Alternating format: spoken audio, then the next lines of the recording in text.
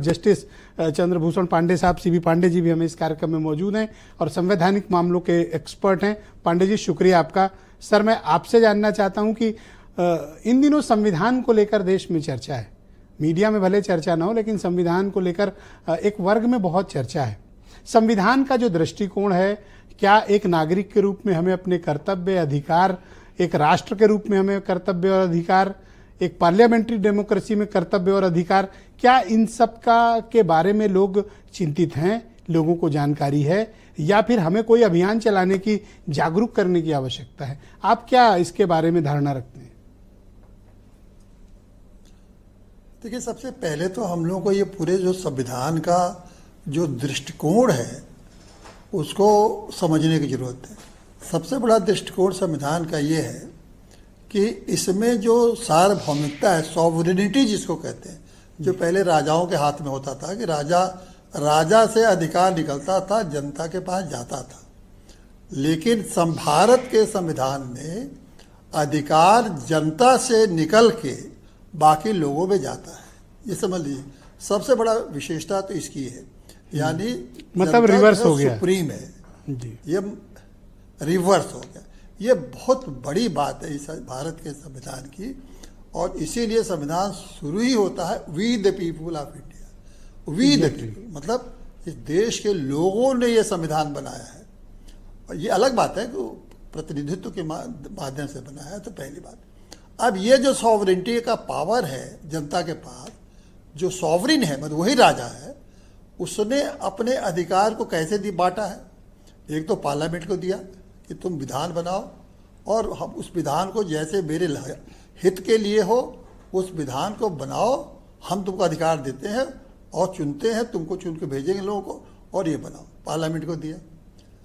Judiciary बनाया, ये सब जनता बना रही है, समझ लीजिए कि आप अगर ये पार्लियामेंट ठीक से काम नहीं करता है कानून, तो आप देखो कि हमारे अधिकारों का कोई हनन तो नहीं हो रहा कहीं।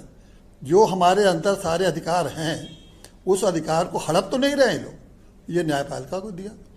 तीसरा, कार्यपालिका को बताया, उनको दिया कि कार्यपालिका देखो भाई, जो आदेश पार्लियामेंट कर रहा है, कानून बना रहा है, जो आदेश न्यायपालिका दे रही है उसको ठीक से क्रियान्वित करो, उससे ज्यादा तो क्या संविधान की जो मूल भावना जो इसके निर्माण के वक्त महसूस की गई थी, संकल्पित की गई थी, क्या वाकई वो मूल भावना लागू है? वही मैं आप उसी पे मैं रहा।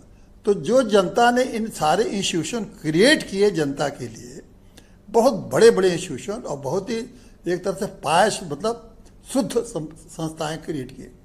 अब आप देखिए, इन संस्थाओं के माध्यम से फिर जनता को उसके सारे अधिकारों की रक्षा होनी थी।